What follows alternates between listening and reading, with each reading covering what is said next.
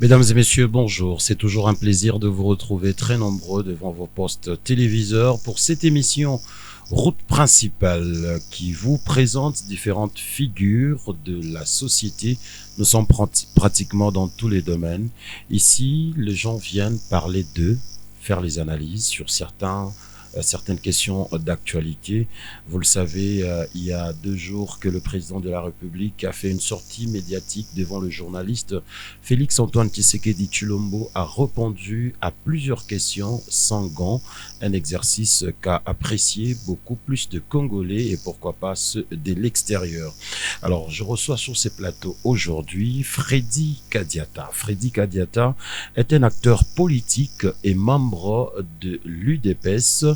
Il vit à Kinshasa, mais profitant de son séjour à Lubumbashi, il nous fait l'honneur de répondre à notre invitation. Freddy, bonjour et bienvenue. Vous allez bien? Merci d'avoir répondu à notre invitation. Parlons de la guerre à l'est de la République. Il y a eu tout ça, accord avec les États-Unis d'Amérique. On a vu les sanctions tomber il y a quelques jours sur Joseph Kabila qui serait accusé d'appuyer le rebelle ou la rébellion de AFC M23. Est-ce que vous pensez que les Américains vont nous aider à mettre fin à cette guerre? Les États n'ont pas d'amis, les États n'ont que des intérêts. Aujourd'hui, le Congo ne choisit pas qui lui vient en aide. Le Congo accepte l'aide qui lui est proposée pour résoudre ses problèmes. Si un État, quel qu'il soit, signe un accord avec le Congo, c'est qu'il y a vu son intérêt. Nous avons vu, comme vous l'avez dit récemment, cette guerre, je crois que pendant longtemps, nous ne l'apprenons pas aujourd'hui. Nos pensées pour tous ces officiers qui sont tombés sur la ligne de front. Aujourd'hui, hier, ou il y a quelques années, pour des raisons aussi sinistres que celles que nous déplorons. Les sanctions, par exemple, contre le Rwanda, les sanctions contre ses supplétifs, notamment M. Kabila, parce que pendant 18 ans, nous avons toujours dit qu'on était en face d'une imposture rwandaise. Après, vous savez, il y a toujours ces têtes bien pensantes qui vous disent « Non, mais enfin, écoutez, soyez raisonnable, pourquoi vous dites ceci, pourquoi vous dites ça ?» Vous n'auriez pas dû dire ceci. Terrorisme intellectuel oblige. On nous prive même de réfléchir sur ces évidences que nous voyons. Je le dis parce que je crois qu'en préambule, je me suis présenté, j'ai dit que je suis militant de l'UDPS. Moi, je crois que déjà avant, quelquefois avec beaucoup de recul, il y a une chanson, bien sûr que je ne l'entendrai pas au cours de cette émission, que nous utilisions lors de la campagne électorale de 2011. Je venais d'être majeur, je terminais mes études aux humanités, que nous chantions pour le président Étienne Tshisekedi. C'était la demande du peuple. Tête bien pensante. Après, tout le monde vous dit, mais comment vous pouvez débiter des choses comme ça? Comment vous pouvez aller jusqu'à estimer qu'au plus haut niveau de la gestion de votre État, vous ayez des personnes en lien étroit ou en intelligence avec un État étranger? C'est impensable. Et nous répondions à ces derniers que c'était du terrorisme intellectuel. Et le peuple avait une volonté. Aujourd'hui, il y a quelque temps, même le chef de l'État l'a dit. Il dit, mais écoutez, il faut que l'on désigne qui est l'ennemi du Congo. Ici, quand on parle de l'ennemi du Congo, nous ne globalisons pas la question. On n'en prend pas une considération holistique. Mais nous restons sur un point précis. La question sécuritaire du Congo. Qui sont à l'origine de ce conflit? qu'après j'entends de l'autre côté, le Rwanda réclame ou justifie son agression sous le prétexte de chercher des FDLR qui, selon le rapport des Nations Unies, n'ont même pas attaqué du tout son pays. Encore qu'il faudrait les identifier, et qui pour les identifier, c'est une toute autre question. Mais je revenais à la question de M. Kabila. Pendant 18 ans, il a dirigé ces pays et nous a laissé à nous le sentiment que c'était un régime circonstanciellement mis en place pour avilir et amoindrir les Congolais, pour le fragiliser.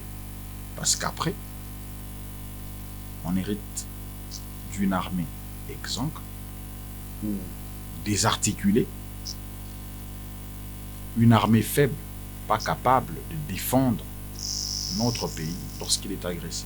Des militaires, comme on l'a présenté, voilà, toute cette situation. Et aujourd'hui, nous saluons les sanctions contre M. Kabila. Alors, si c'est Et même... nous exhortons, si vous permettez, oui, nous exhortons même les États-Unis à aller plus loin. Parce que certainement que M. Kabila ne finance pas seul cette guerre. Il doit avoir certainement des supports, des soutiens, et toutes ces personnes. Nous aimerions que ces derniers soient identifiés et soient également sanctionnés. Parce que nous en parlons souvent, quand pour amuser la galerie, quand on est à 2000 km de Goma, de Rutshuru, de Masisi, où il y a des milliers, des centaines de milliers de populations qui, ça fait 30 ans, ne vivent que de la guerre.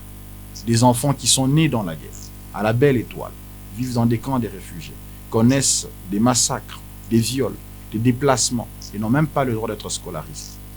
Quelles que soient les raisons, des frustrations personnelles, des alignements politiques, on ne peut justifier une guerre, on ne peut justifier qu'un individu ou qu'un groupe d'individus s'allie à un État étranger hostile à ce que vous prétendez être votre pays pour des raisons tout aussi... Voilà. D'un point de vue moral, c'est pas soutenable. C'est ces mêmes messieurs que vous qualifiez d'imposture rwandaise avec qui vous avez fait des accords lorsque vous avez pris les pouvoirs ou avant de prendre le pouvoir. On apprend qu'il y a eu des accords qui ont été signés. Il faut d'abord beaucoup de réalisme politique lorsqu'on aborde cette question, M. Hervé. Et moi, j'aimerais préciser quelque chose. Cette conviction, ce n'est pas une conviction d'État, encore moins celle du parti. Ça, c'est ma conviction personnelle, comme je l'ai dit tout à l'heure. Pour moi, et je l'ai toujours dit, et je maintiens toujours ma position, ça a toujours été 18 années d'imposture rwandaise. Un système circonstanciellement mis en place pour avilir et amoindrir les Congolais. Je crois que le temps, lui, nous donne raison. Je sais qu'il y aura beaucoup de compatriotes qui ne seront peut-être pas d'accord avec ma position, mais le temps, lui, finira par nous édifier par rapport à tout ça. Alors, pour ce que vous dites tout à l'heure, qu'est-ce qu'il se passe lorsque vous avez un terroriste qui rentre dans votre maison avec une ceinture de bombe et menace de tout faire exploser? Vous lui sautez dessus, vous lui sautez à la gorge? Ou est-ce que vous trouvez un compromis pour le faire sortir de la maison? Je crois que c'est cette philosophie, et c'est cette vision que l'on devrait avoir, plutôt que de se précipiter à dire, écoutez, en 2019, il y aurait, écoutez, quand vous avez une situation, vous vous adaptez à la situation, et vous prenez des mesures adaptées également aussi à la situation. Voilà ce que je peux dire sur cette Donc, ça a été une main tendue hypocrite. Non, je ne parlerai pas des mains tendues. C'est vous qui parlez des mains tendues. moi, je n'ai jamais vu que ce soit de la part des autorités. Je n'ai jamais entendu qu'il y ait eu une main tendue. Ma réaction revient tout simplement à votre question. Pour dire, lorsque vous avez un terroriste et qui tient une ceinture de bombe et qui rentre dans votre maison, vous trouvez les moyens adaptés pour le faire sortir de la maison. Alors, pour finir cette histoire des sanctions, de la guerre, il y a d'ailleurs les partisans de Joseph Kabila qui disent mais ces sanctions seront sans effet. Kabila ne part jamais aux États-Unis, il ne va jamais en Europe, il n'a rien à foutre, il n'a pas son argent dans les banques américaines. Bon, il est là, il est très à l'aise. Est-ce que vous sentez qu'il y aura vraiment un impact avec ces sanctions? Déjà, les partisans de M. Kabila, ça devient davantage un peu fictif. Je ne sais pas s'il y en a effectivement, mais je sais qu'il doit avoir des sympathisants. Ça, c'est clair. Il y en a beaucoup.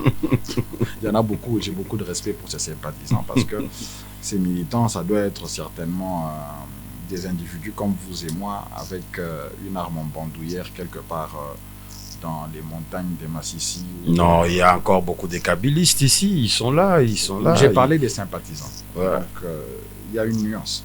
Ok. Donc, des sympathisants, bien sûr, tout le monde est libre.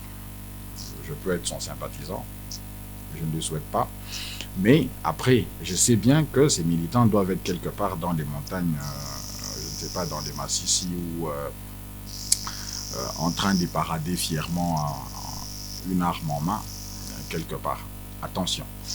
J'ai suivi également sur les réseaux sociaux cette banalisation de ces sanctions. L'OFAC, soit le Trésor américain, ce n'est pas des enfants de cœur. Donc, ils n'ont pas la naïveté de sanctionner un individu sur base de rien. Ça reste des sociétés sérieuses, ça reste des organisations sérieuses et bien structurées. Et j'aimerais apporter une précision ici, c'est que lorsque le Trésor américain sanctionne un individu, ce n'est pas que la personne qui est sanctionnée. Parce que ça veut dire il y a certains de ses proches qui seront certainement concernés, qui seront également visés. L'OFAC s'est retracé tous les flux financiers qui passent par des sociétés écrans, les flux offshore, l'argent que vous dissimulez dans les paradis fiscaux et tous les restes, ils savent comment retracer. Et également aussi parce que même si vous n'avez pas mis ces biens en votre nom directement, vous ne les avez pas mis au nom de M. Freddy Kadiata, certainement que vous devrez passer par des prête-noms, vous devrez passer par certains proches qui, eux, passeront par des banques. Et puis, voilà.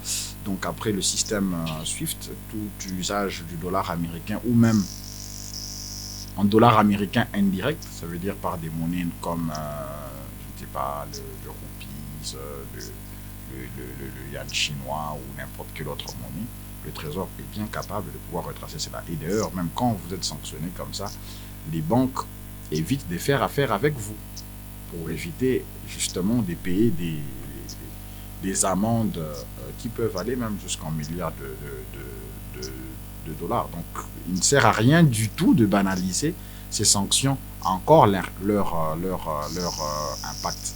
Alors, qu'est-ce qui nous réjouit? Ou qu'est-ce qui me réjouit personnellement? Parce qu'il faudrait que je parle de moi. Je parle ici en tant qu'individu. Ce qui me réjouit ici, c'est pas de savoir que M. Kabila, peut-être parce que j'ai pas de la sympathie pour lui, que ces sanctions deviennent une bonne chose pour moi, loin de là. Pour nous, notre réjouissance, c'est de savoir que ces sanctions viennent diminuer la capacité d'intervention financière de M. Kabila dans cette rébellion rwandaise du M23 et l'empêche de pouvoir financer son entreprise de la mort, de la précarité et de la désolation. Pour moi, tant que je sais que pour un enfant de Goma, pour un enfant de Vichumbi, de Kichanga ou de Minembwe, que l'acteur qui, à coup de billets verts, finançait son malheur, ne soit plus capable de le faire, c'est ça ma satisfaction. Très bien.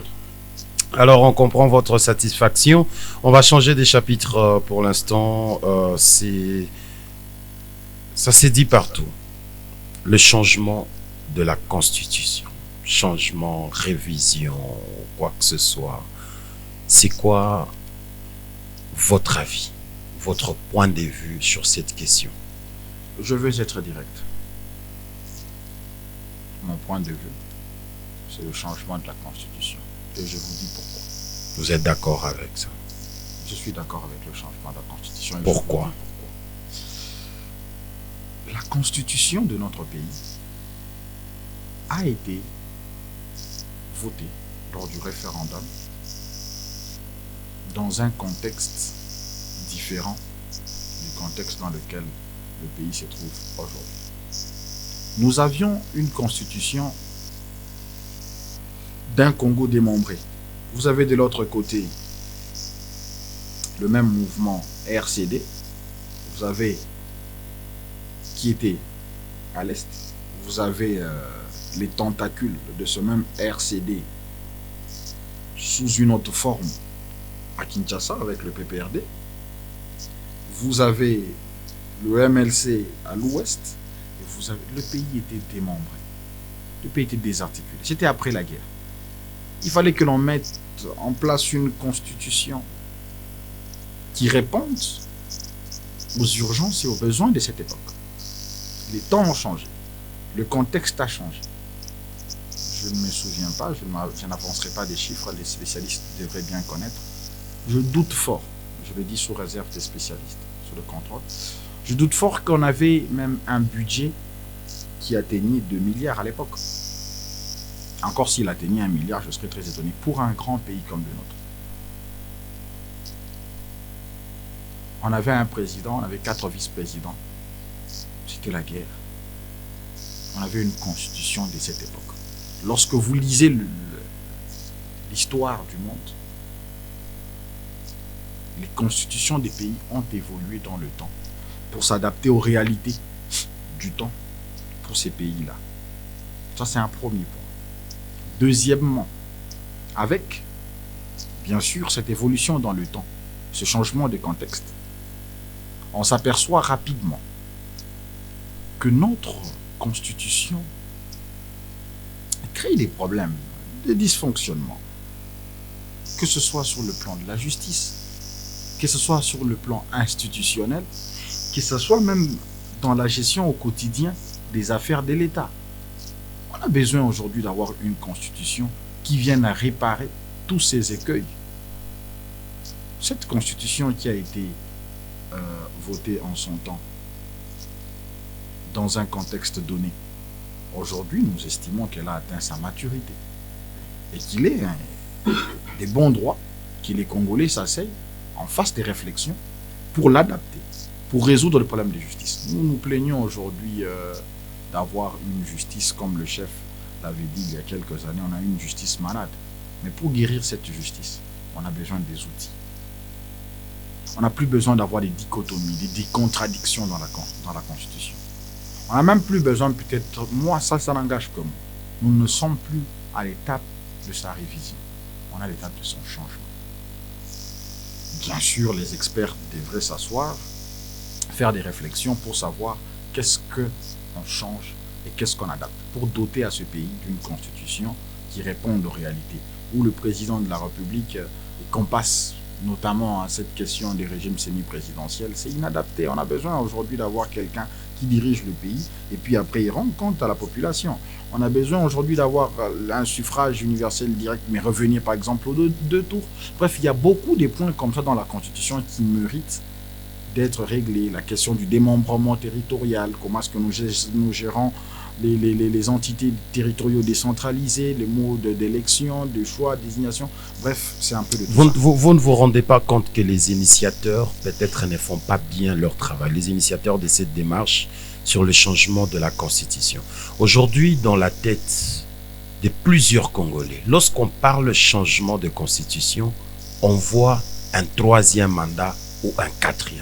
Ils ne voient pas que dans la Constitution, il peut y avoir des choses qui nous manquent ou qui nous empêchent à nous développer. Aujourd'hui, il y a un Congolais lambda, si vous lui parlez, changement de la Constitution. Ah, Félix Alingui a continué dans le pouvoir. Fachi Alingui a dit président. Donc, les gens voient que ça. Qu'est-ce que vous allez demander aux initiateurs ou aux gens qui sont d'accord avec ces changements de la Constitution? Parce qu'aujourd'hui, ça commence à aller dans tous les sens. On a suivi un pasteur ici dans une église locale ici, qui est en train de menacer d'ailleurs les gens. Celui qui ne veut pas pour les changements, qu'il quitte le Congo, qu'il aille habiter en Zambie, qu'il aille habiter je ne sais où. Ça devient une menace. c'est une imposition ou c'est une affaire de tout le Congolais? Bien, je veux y aller. Je sais qu'il y a beaucoup de questions dans ce que vous venez de dire tout à l'heure. Pour commencer, je crois que j'ai aussi suivi une vidéo comme ça sur les réseaux sociaux. Moi, je crois que ça, c'est des dérives. Certainement que la justice devrait automatiquement s'en saisir et élever, donc prendre les décisions nécessaires.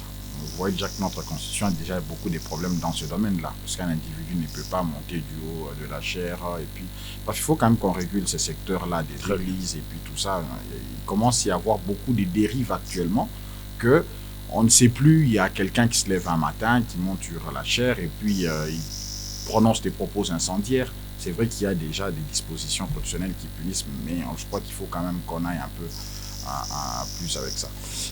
Deuxièmement, vous avez parlé des initiateurs. Voilà.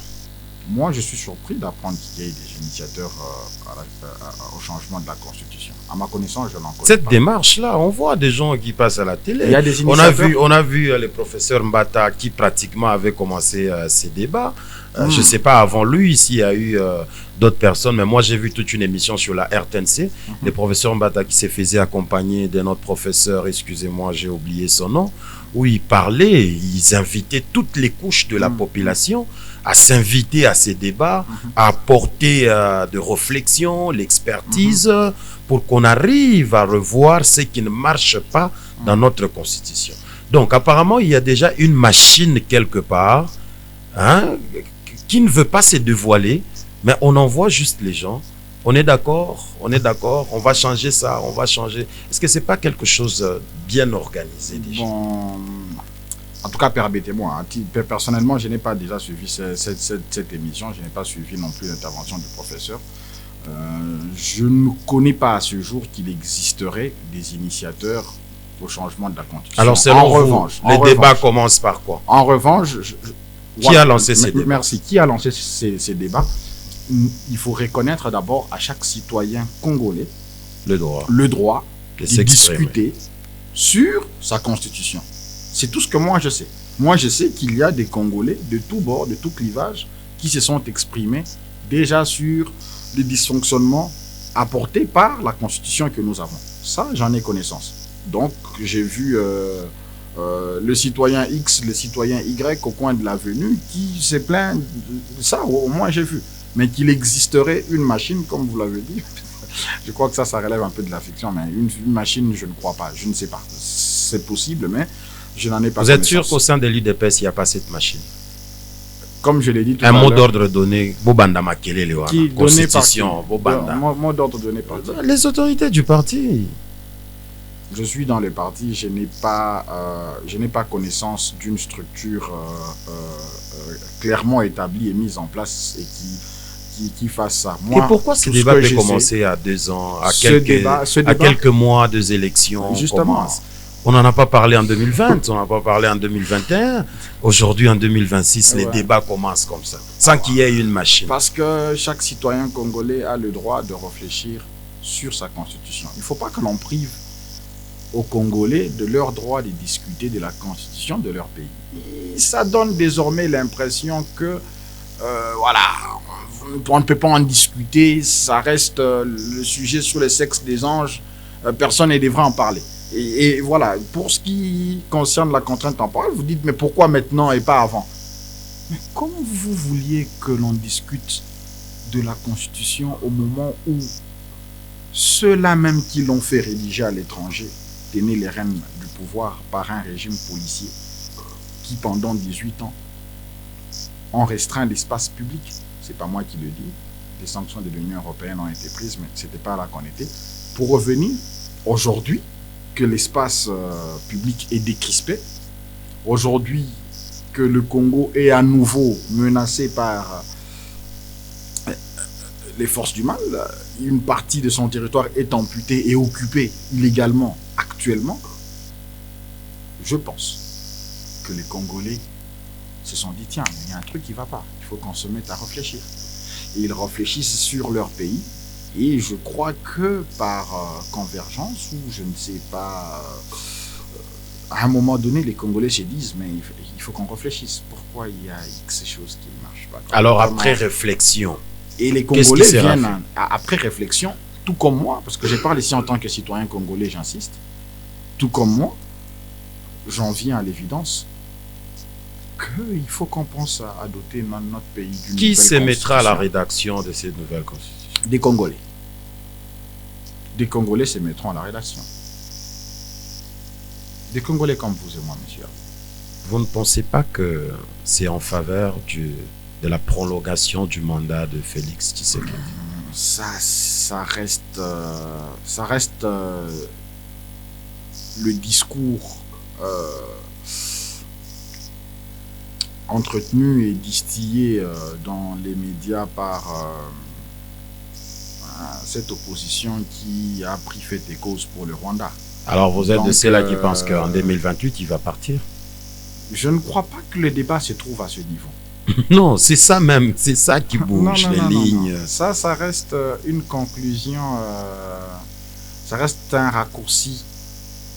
Nous avons des sérieux Une logique ou un raccourci? Non, c'est un raccourci. Le deuxième mandat est fini en 2028. Le deuxième mandat est fini. Logiquement, le président doit partir. Je crois quand même que la question de la Constitution ne se résume pas à la question du mandat. C'est ça qu'il y a dans la tête des gens. Ne vous en faites pas. C'est ce que l'on a mis dans la tête des gens. Oui. Les gens ne vous en pas. Quand on parle des Alors, gens, qui va nettoyer ça? Les Congolais, qui va nettoyer ça? Tel que nous le faisons, vous et moi. Moi, je dis directement, je profite de votre tribune pour dire aux citoyens congolais qu'il n'est pas ici question de discuter de la Constitution pour parler de la prorogation du mandat du chef de l'État. Nous parlons ici de la constitution de notre pays parce que l'avenir même de notre pays en dépend. L'avenir de nos enfants en dépend. Vous vous imaginez donc on peut le faire même sans lui. Vous vous imaginez aujourd'hui que nos enfants grandissent dans un pays où ils se réveilleront et qu'un individu viendra parce qu'il a tenu 2 vaches et les a amenées sur votre terrain et puis il vous dit non, désormais ça reste le pâturage de mes vaches. Bref, je ne veux pas dériver vers parce que vous parlez avenir du pays. Même après 2028, la Constitution peut être touchée. Avec ou sans Félix Tshisekedi. Il n'y a pas de délai à ça. Il n'y a pas de délai à ça. C'est vrai que ça peut être révisé. En fait, ça peut être révisé même avec vous, même avec moi, même avec le chef de l'État. Moi, je n'aimerais pas que l'on ramène la question du changement de la Constitution au seul mandat du chef de l'État. Combien d'articles notre Constitution a? Notre Constitution définit les règles de conduite de notre nation, de notre pays. Pourquoi vous voulez réduire la gestion ou soit vous voulez réduire la question en elle-même, sa substance, parce que sa quintessence? C'était ça votre démarche, vous, IDPS, c'était aussi votre démarche à cette époque. Moi, je pense que... Vous avez aussi dit non au changement de la Constitution. Non. Je crois qu'il n'y a pas de symétrie entre les deux. Déjà que je ne me souviens pas que l'on ait fait les choses de cette manière. Nous demandons tout simplement plus de souveraineté pour notre pays. Nous demandons tout simplement une constitution qui puisse répondre aux réalités de notre pays. Nous demandons une constitution qui garantisse que demain, sans M. Tshisekedi, sans M. Kadiata, sans M. Hervé Kalonji, que ce pays existe. C'est tout ce que nous sommes en train de faire. Mais non, pour ce qui concerne les débats, les discussions, non, écoutez, vous voulez réaligner. Il y a ceux qui peut-être sont dans les secrets des dieux, nous respecterons leur position. Moi, je ne suis pas dans les secrets des dieux. Moi, je suis un humain. Je suis un scientifique. J'ai fait des réflexions basées sur les problèmes de notre pays. Et je le dis, je le répète, nous devrons changer cette constitution pour doter à notre pays d'un outil qui lui permette de fonctionner comme un État. À la question de savoir s'il va briguer un 3e mandat, Félix Antoine Tshisekedi, président de la République, a répondu de cette manière. Moi-même, je ne le souhaite pas. Mais si le peuple met les demandes, qui suis-je pour dire non? Vous pensez que le peuple va demander à Félix de faire un 3e mandat? Pour commencer, lorsqu'on parle du peuple, le peuple c'est qui? C'est nous. C'est nous. Mais c'est nous comment? C'est nous dans notre majorité. Le peuple congolais également, quand vous l'évoquez, dans sa majorité. Du Congo dans sa majorité. Ouais. Je crois que le chef a été très clair sur cette question. Le peuple congolais a le droit de discuter sur sa constitution, de discuter également sur qui est-ce qu'il aimerait pour le gouverner, Mais comment est-ce qu'on devrait le gouverner? Bien sûr, tout en restant dans la manière qui a été définie dans la Constitution de la République.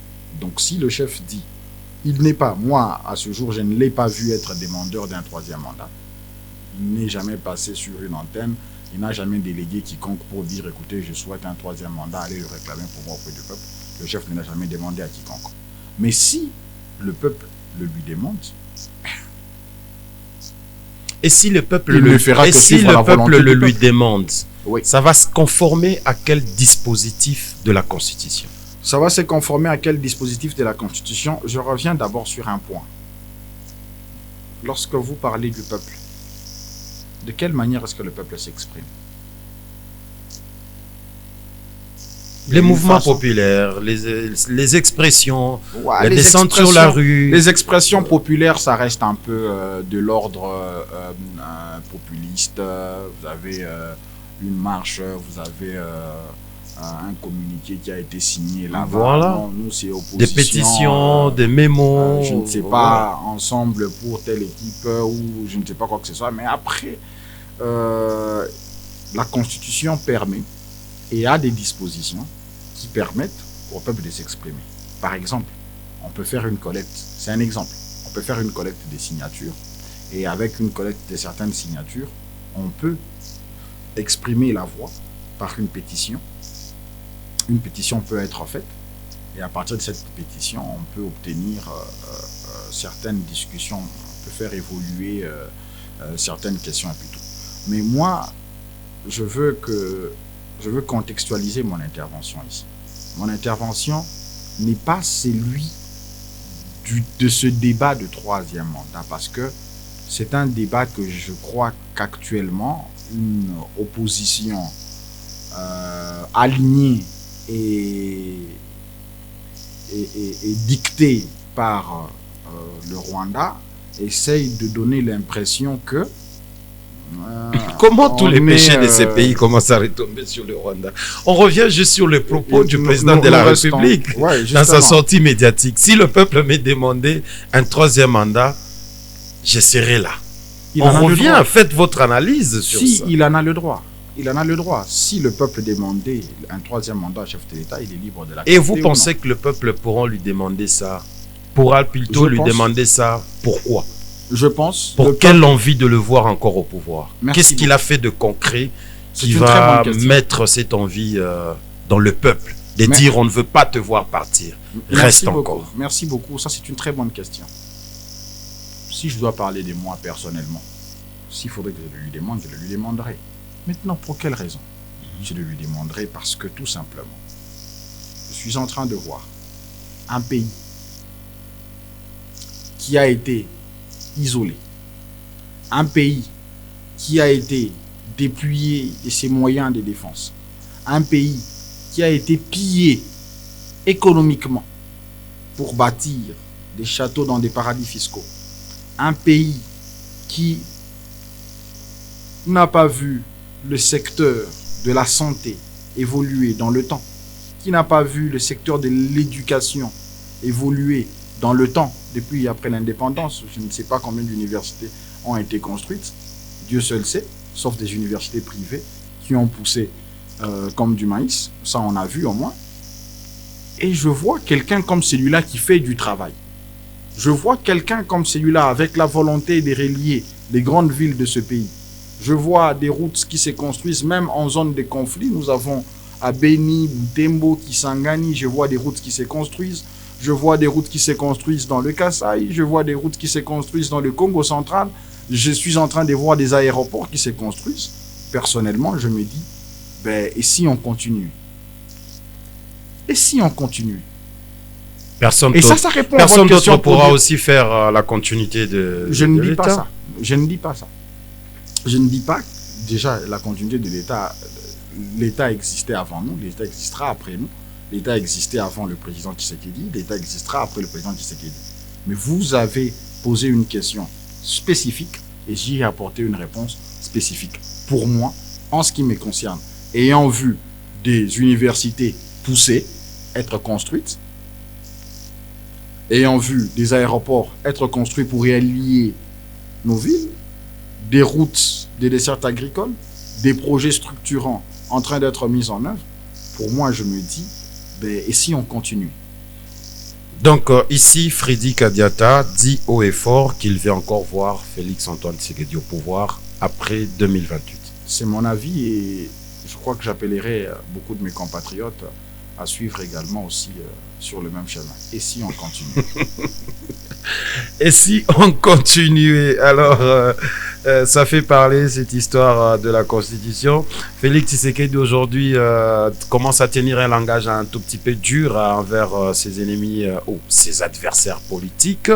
Est-ce que une bonne attitude, selon vous, lui qui était pris comme le père de la démocratie, on a beaucoup apprécié cette alternance, lui-même a repris ça. Il a dit qu'il était déçu du comportement de Joseph Kabila parce que on devait pérenniser cette attitude ou cet élément de la démocratie. Mais en l'écoutant, il y a un journaliste qui lui a demandé si Kabila demandait à les rencontrer. Vous avez suivi sa réaction. Sur les dialogues au niveau local, vous avez suivi sa réaction. Est-ce que vous trouvez vraiment qu'il est prêt à tendre la main à tout le Congolais pour se concentrer notamment sur cette question de la Constitution ou de la paix de ces pays? Pour finir. Félix Tshisekedi était un homme de paix. Il a tendu la main à tout le monde lorsqu'il est arrivé au pouvoir. J'ai suivi effectivement les réponses qu'il a données. C'était des réponses tout à fait claires. Pour la personne qui lui a demandé « Vous rencontrerez M. Kabila », il a dit « Je le rencontrerai où? Au pays ou à l'étranger ?» M. Kabila n'a jamais été chassé de ce pays. Il sait lui-même par quel moyen est-ce qu'il a quitté le pays et pour quelle raison est-ce qu'il a quitté le pays. Donc il ne faudrait pas que l'on vienne demander à nous ou que l'on vienne demander aux Congolais qui sont restés en RDC pourquoi M. Kabila n'est pas en RDC alors que lui-même sait les raisons pour lesquelles il a quitté la RDC avant de rejoindre Goma clandestinement et tout ce qui va avec. Je n'ai pas vu du tout de ton dur, encore moins des lignes dures prises par le chef de l'État contre ses adversaires politiques. Parce que pour moi, et ça c'est un avis personnel, je recontextualise à nouveau, il y a deux types d'adversaires politiques ou deux types de politiciens actuellement. Ça veut dire il y a des Congolais, parce que l'opposition, notre constitution reconnaît, déjà après le multipartisme, voilà, on peut avoir des divergences d'opinion idéologique, politique, c'est bon. Ça veut dire que M. Hervé fait ci, et moi j'estime qu'il aurait dû faire ça. Il y a une contradiction, mais qui reste une contradiction politique, qui reste une opposition politique. L'UDPS l'a fait pendant 37 ans. Et lorsqu'il y avait des divergences politiques, l'UDPS n'a jamais pris les armes contre la République. Les individus qui ont pris les armes, ils n'ont pas que pris les armes. À moi personnellement, je leur reproche deux faits. Le premier fait, c'est qu'en tant que citoyen congolais, pour les citoyens congolais bien sûr, je parle des citoyens congolais cette fois, d'avoir pris des armes contre le pays, et deuxièmement, de s'être allié avec un État hostile à la RDC. C'est un péché impardonnable. Aucun citoyen au monde ne le ferait. Ça, c'est un point. Deuxièmement, ou pour terminer et chuter, c'est que il ne faut pas que l'on... Il y a, par exemple, pour être plus concret, je veux bien présenter les faits. Je parle ici du FCC. Ou de ce qu'il en reste. Qui a délibérément refusé de prendre part au processus démocratique de 2023. Processus qui lui aurait permis de faire entendre sa voix. Ils ont décidé clairement de ne pas prendre part au processus électoral. Là qu'ils étaient invités. Aujourd'hui, c'est ces mêmes qui nous disent qu'ils ont ardemment la volonté de prendre part à un processus électoral en 2028, au même moment qu'ils tiennent ou qu'ils sont en intelligence, en complicité avec ce qui se passe à l'est de notre pays. Je n'y trouve pas beaucoup trop de logique. Il ne faudrait pas que l'on fasse passer les gens pour des gens qui ont des petits calculs. Non, mais pourquoi vous parlez de constitution? Pourquoi 2028? Et si on arrivait, parce que personne n'a dit ici qu'il n'y aura pas d'élection en 2028.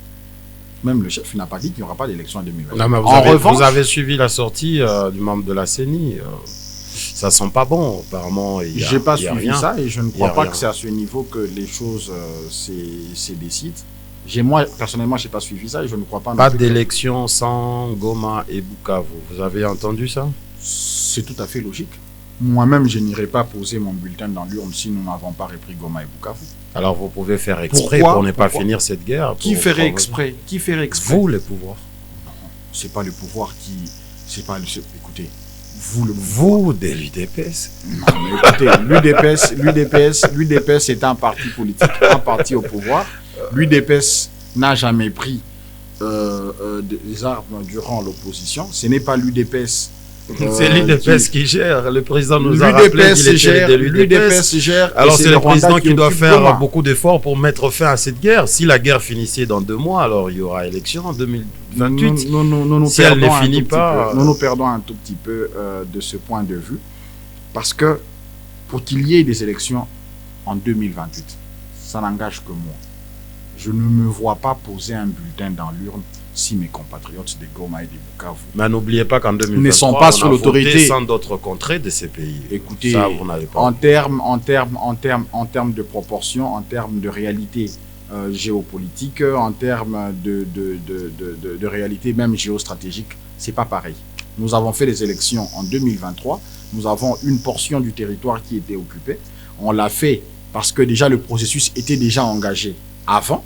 On se dit qu'après ces élections, certainement que tous ceux qui sont frustrés viendront également prendre part au processus démocratique à ces élections et que cette partie de Bunagana serait certainement libérée et qu'on reprendrait la totalité et l'effectivité de la souveraineté de notre pays. Fort malheureusement, les ennemis de la République et en intelligence avec certains autres Congolais qui n'ont pas voulu prendre part au processus démocratique, ce qui reste leur droit, se sont dit que c'était mieux de pouvoir faire prospérer des actions terroristes à travers l'Est du pays. Et aujourd'hui, il y a une partie de notre pays qui est amputée. Vous pensez vraiment que nous garantirons la souveraineté de notre pays en décidant d'aller déposer des bulletins dans l'urne en 2028? Et alors, il faut chasser l'ennemi. Il faut chasser l'ennemi. Il y a encore beaucoup de temps. Il y a encore plusieurs mois. Alors, Freddy Kadiata, on vous remercie. Nous sommes pratiquement arrivés à la fin de cette émission. Est-ce qu'il y a quelque chose que vous voulez dire qu'on n'a pas demandé dans 1 minute? Ce que moi, je compte dire à nos compatriotes ici, c'est que l'on reste concentré, que l'on reste focus sur l'essentiel. Que l'on ne se laisse pas du tout entraîner par...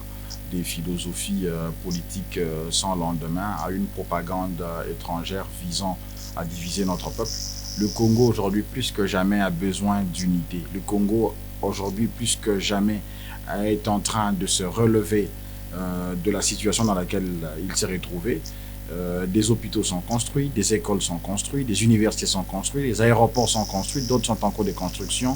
Le secteur agricole est en train de reprendre, il y a des routes qui sont en train d'être construites, des villes sont reliées. Donc, il y a beaucoup d'efforts qui sont en train d'être faits actuellement pour redorer l'image de notre pays. Même son image à l'extérieur est en train d'être sérieusement redorée. Donc, c'est mieux que l'on se concentre sur des essentiels plutôt que se laisser distraire par des discours, parce qu'après, non, mais écoutez, on aimerait ci, on aimerait ça. Les États les plus stables au monde ont compris qu'il était important de se mettre ensemble pour penser à l'avenir du pays. Et c'est ça que nous allons également faire. Nous ne nous laisserons pas distraire. Alors, très bien, nous ne nous laisserons pas distraire, l'a dit notre invité sur ces plateaux. Sur cette question de la Constitution, ce n'est pas une question qui va diviser le peuple. S'il vous plaît, réfléchissez. Il y a des gens, bizarrement, ils n'ont jamais lu même 10 articles de la Constitution, mais ils s'opposent. Ils disent, ne touchez pas ma Constitution. Ou ceux-là qui disent, on va changer la Constitution. Ils ne maîtrisent rien du tout de la Constitution. Alors moi, j'aimerais bien que ça soit un débat des experts, que ça soit un débat... Bien sûr, toutes les couches de la population sont invitées à réfléchir sur cette question de la Constitution. Mais réfléchissez, apportez des idées. Ne créez pas de l'incitation ou bien de la haine entre la population sur cette question. Ne tenez pas de propos incendiés qui vont diviser les gens aujourd'hui. Cher pasteur, il s'appelle encore comment? Pasteur ou évêque Lambert, quelque chose comme ça. Cher pasteur, j'ai un message à vous adresser. S'il vous plaît, c'est du haut de la chair que vous avez tenu ces propos. Dans votre église, est-ce que vous avez déjà identifié les tribus des gens? Je vous ai suivi, vous avez voulu apporter un éclaircissement sur vos propos. Au contraire, vous vous êtes encore enfoncé. Vaut mieux se taire ou présenter les excuses directement. Comment vous pouvez demander aux Congolais de quitter? Si tu dis non au changement de la constitution, toka mu Congo, wendo kekale mu Zambie. La Zambie, c'est pas notre pays, s'il vous plaît. La Zambie, c'est pas chez nous. Chez nous, c'est ici. Nous sommes dans la démocratie. Nous avons la liberté d'expression. Si l'autre dit non, respectez son point de vue. L'autre dit oui avec des raisons, applaudissez. Respectez aussi son point de vue. Donc, les propos que vous avez tenus là, cher pasteur, je vous regarde droit dans les yeux. N'essayez pas de vous justifier. Si vous voulez vraiment vous justifier, le fauteuil orange est là. Nous vous invitons. Venez nous expliquer ce que vous vouliez dire. Si nous, on ne l'a pas bien compris, venez alors expliquer aux gens ce que vous vouliez dire. Si vous n'avez pas à dire, prêchez la parole de Dieu. Il y a des gens qui se trahissent, il y a des gens qui sont dans le tribalisme, il y a des gens qui utilisent les poisons, les déceptions, les jalousies. Prêchez à tous ces gens-là de changer de vie que de nous apporter ces genres de choses. Regardez comment ça alimente les réseaux et les gens peuvent s'entretuer. Alors, chers Congolais, soyons dans le calme, soyons dans le calme. Ne nous laissons pas manipuler ou inciter par les ennemis de ce pays. Donc, soyons vigilants parce que nous sommes à une étape où notre pays a besoin de la paix, de l'union pour notre développement. Merci à vous de nous avoir suivis. Monsieur Freddy, le plaisir sera pour nous de vous retrouver très prochainement avec le même plaisir. C'est moi qui vous remercie. Alors, Cativision, notre partenaire, la télévision portable partout où vous vous retrouvez, mesdames et messieurs, pour toutes vos productions. N'hésitez pas de contacter Cativision, l'image, le son, une bonne réalisation, surtout les sérieux. Nous sommes là pour vous servir. Alors, Nash Bawili était de la partie, faisant partie de la réalisation de cette émission et de la réussite de cette dernière. Mesdames et messieurs, jusque-là, portez-vous bien chez vous. Au revoir.